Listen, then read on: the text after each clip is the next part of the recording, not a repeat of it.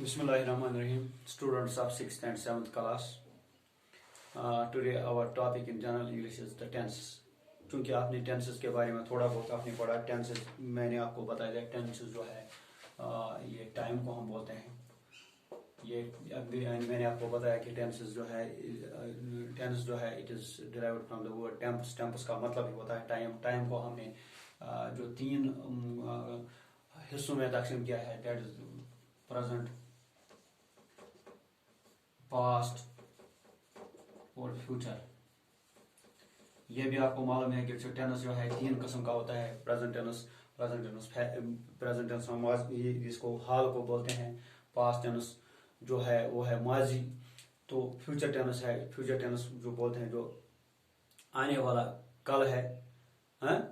तो ये जो तीन टेंस का जो है तीन किस्म जो है, present tense, past tense, future tense. ये भी आपने देखा। प्रेजेंट टेंस को हम बोलते हैं जो प्रेजेंट टाइम में होता है। जब now we can use the words, यहाँ पर या तो हम नाउ का इस्तेमाल करते हैं, या टुडे का हम इस्तेमाल करते हैं, या प्रेजेंट टाइम का हम इस्तेमाल करते हैं इसमें। अब इसी तरीके से जो पास्ट है, पास्ट में हम बोलते हैं कि ये जो है या तो पास्ट टाइम की बात हम करते हैं, या तो इसमें पास्ट टाइम की हम बात करते हैं, या हम यस्टरडे हम बोलते हैं, यस्टरडे क्या हुआ, पास्ट टाइम यस्टरडे। इसी तरीके से है फ्यूचर में हम ये कहते हैं कि आने वाला जो है, आने वाला समय या आने वाला कल, उसको हम बोलते हैं लेटर ऑन भी।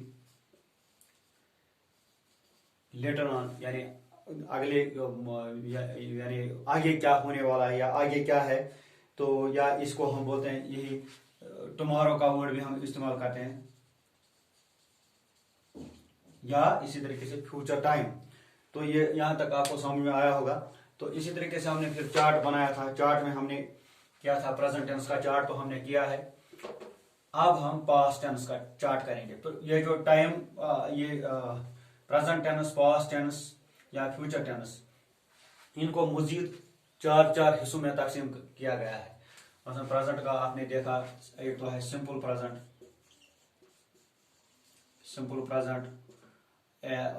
इसी तरीके से प्रेजेंट कंटिन्यूअस, इसी तरीके से आपने देखा प्रेजेंट परफेक्ट, इसी तरीके से आपने देखा प्रेजेंट परफेक्ट कंटिन्यूअस। तो ये इसके चार भाग थे या चार हिस्से थे। तो ये इनको आपने पढ़ा। तो अब हम जो है पास्ट टेंस के चार हिस्से जो है उनको देखेंगे, उनका टेबल हम करेंगे। तो पास्ट टेंस में सबसे पहला है सिंपल पास्ट, या हम इसको बोलते हैं पास्ट इंडेफिनिट भी।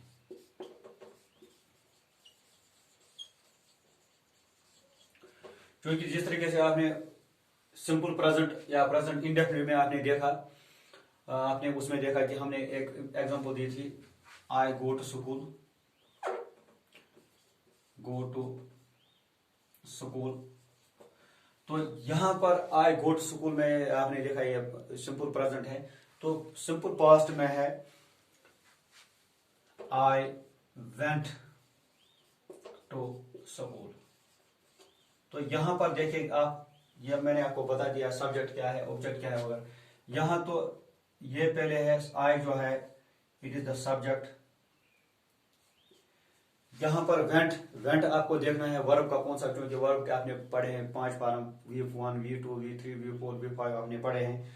तो यहां पर जो है पास्ट टेंस सिंपल पास्ट में आपने देखा है ये जो वेंट है, वेंट का देखिए पहला फॉर्म है गो, इसका दूसरा फॉर्म आएगा वेंट, तीसरा फॉर्म इसका गॉन है, चौथा फॉर्म है गोइंग, और पांचवा है गोज। तो इस तरीके से यहाँ पर एस प्लस यहाँ पर आएगा V2। क्योंकि यहाँ अगर गो है फर्स्ट फॉर्म, तो वेंट इसका दूसरा फॉर्म है वर्ब का। ये यहाँ पर वर्ब है, तो वर्ब का कौन सा फॉर्म है, ये दूसरा फॉर्म है। स्कूल जो है इधर ये this is we call as object. तो आपने देखा सिंपल पास्ट में या पास्ट इंडेफिनिट में एक तो है सब्जेक्ट, वेंट हो गया वर्ब का दूसरा फॉर्म, तो स्कूल हो गया ऑब्जेक्ट। तो दिस वाज सिंपल पास्ट। अब जो है हम इसको पास्ट कंटिन्यूअस देखते हैं।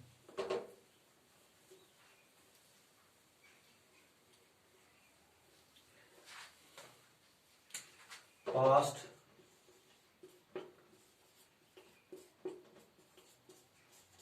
कंटिन्यूअस। पास्ट कंटिन्यूअस, कंटिन्यूअस का मतलब है कि कोई माजी में जो है, माजी में कोई एक्शन जो है वो कंटिन्यूअस रही होगी। तो इसी के मुतालिक हम ये बात करेंगे। तो इसमें पहले मैं आपको एग्जांपल दे दूंगा। I was going to school. I was going to school. तो यहां आई जो है पहले ही हम देखेंगे इज द सब्जेक्ट। तो इसके साथ साथ लगता है वाज, या अगर ये प्लूरल है तो यहां पर लगेंगे वायर। मसलन आई, अगर आई के बजाय यहां पर अगर हुई होता, हुई वायर गोइंग टू स्कूल, हुई वायर, या वाज या वायर, वायर यहां पर लगेगा अगर ये प्लूरल हो, वाज वायर। तो subject plus was plus wire. तो गोइंग आपने देखना है, अगर गो है पहला, वेंट इसका दूसरा, हाँ इसी तरीके से गॉन, फिर आ गया गोइंग।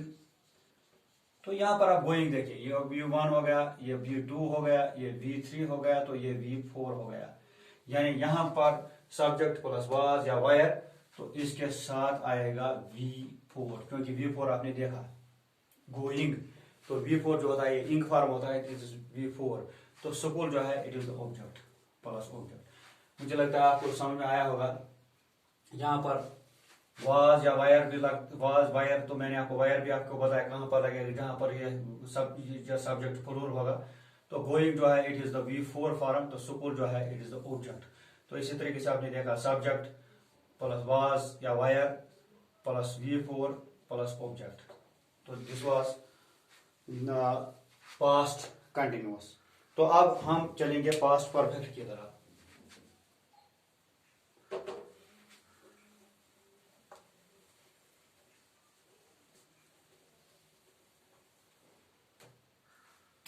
Past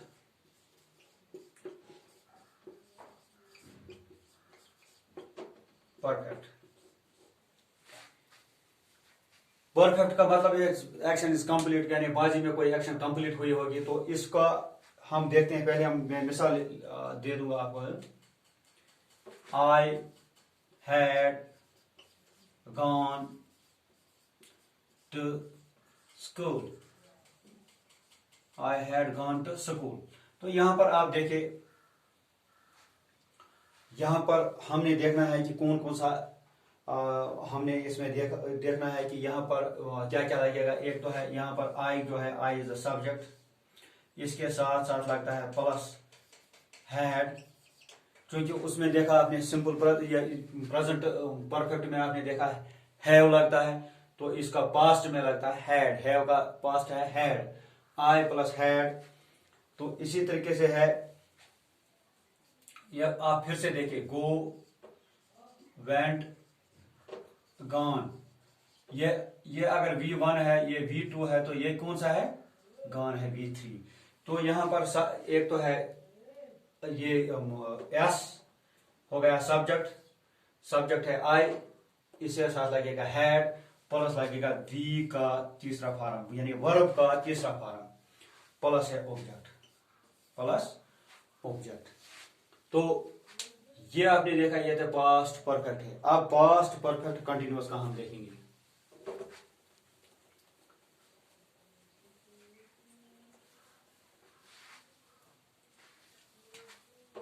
past perfect